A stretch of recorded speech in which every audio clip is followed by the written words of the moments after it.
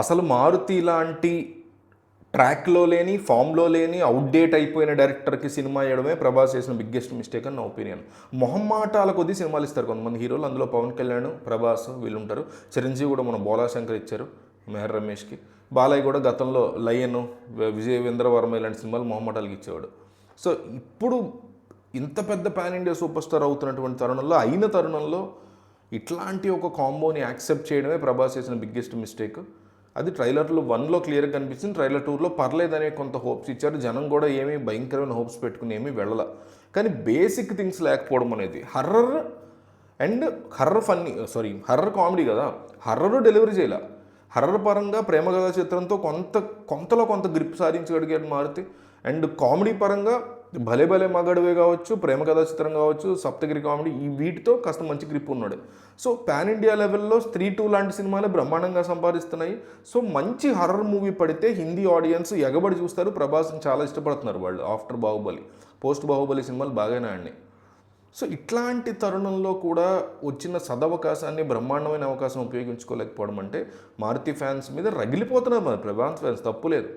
నాకు ప్రభాస్ అంటే చాలా ఇష్టం, నేను కూడా చాలా రగిలిపోతున్నా మారుతి మీద. ఎందుకంటే వేస్టెడ్ ఆపర్చునిటీస్ చూస్తాం, తక్కువగా ఉపయోగించుకున్న ఆపర్చునిటీస్ చూస్తాం. ఇంత డిజాస్టర్స్గా ఒక ఆపర్చునిటీని ప్రభాస్ లాంటి మ్యాచో మెగాస్టార్ చేతికి వస్తే వాడుకునే వరస్ట్ డైరెక్టర్ ఎవరు ఉంటారేమో అనిపించింది. రాధేశ్యామ్ బెటర్ ఫీల్ అయ్యాను నేను. ఆదిపురుష్ వరస్ట్ దీనికంటే తప్ప ఇంక ఏ సినిమా లేదు. ప్రభాస్ కెరీర్లో అత్యంత వరస్ట్ సినిమాలో ఆదిపురుష్ ఫస్ట్ ఉంటుంది నా దృష్టిలో. సెకండ్ వరస్ట్ పొజిషన్ తీసుకొచ్చాడు రాజాసాబ్ని. ఏమాత్రం కూడా ఇంట్రెస్ట్ని క్రియేట్ చేయకుండా, ఎమోషన్ని బిల్డ్ చేయకుండా, హర్రర్, హ్యూమర్ అంటే కామెడీ అండ్ ఎమోషన్, ఈ మూడు మిక్స్ అయ్యి ఉంటుంది బేసిక్గా సినిమా. ఉండాలి, లేవు బట్ ఉండాలన్నట్టు అనిపిస్తుంది మనకి. ముసలావిడ విషయంలో ఆ సెంటిమెంట్ వర్కౌట్ కాల, ఎమోషన్ వర్కౌట్ కాల. హర్రర్ విషయంలో అసలు ఒక్క జంప్ స్కేర్ లేదు సినిమాలో.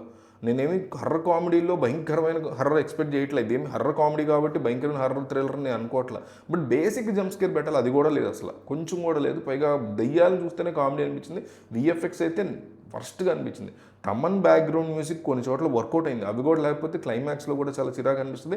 ఆ క్లైమాక్స్ను కూడా చాలా సాగ తీసుకుంటూ, కొంచెం బెటర్ క్లైమాక్స్, బట్ దాన్ని కూడా బాగా సాగ తీసుకుంటూ వచ్చాడు. క్లైమాక్స్లో సినిమా కొద్దిగా బెటర్ అనిపించింది అబ్బా, బట్ దానికి కూడా స్టార్టింగ్లో ఏమాత్రం లేకపోయేసరికి లేట్ అయిపోయింది అనమాట. ఇంకా లేదులే ఈ మాత్రం బాగుంది కానీ ఫస్ట్ నుంచి ఏం బాగా సినిమా లైట్ అనే ఫీలింగ్ వచ్చేస్తుంది.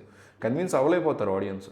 సో ఇంత పేలవంగా ఎందుకు చేసావు మారుతి అంటూ మైకి పెడితే అతని అడ్రస్ చెప్పి మరి పదండి వెళ్ళి మనం మాట్లాడదాం మారుతితో, లేకపోతే తెలుగు కొడదాం అన్నట్టు మాట్లాడుతున్నారు కొన్ని పబ్లిక్ టాక్స్లో. వైలెన్స్ మనం ఎంకరేజ్ చేయకూడదు కూడా, అందుకే అడ్రస్ కూడా చెప్పాలి. అఫ్కోర్స్ ఈజ్ ఫెయిల్ అయ్యాడు, బట్ దానికి వైలెన్స్తో పనే ఉంది దానికి. అది హీరోకి తప్పు అవుతుంది అలాంటి డైరెక్టర్కి ఇచ్చుకోవటం. ఏమన్నా కోపం చూపిస్తే హీరో మీద కూడా చూపించాలంటాను నేనైతే.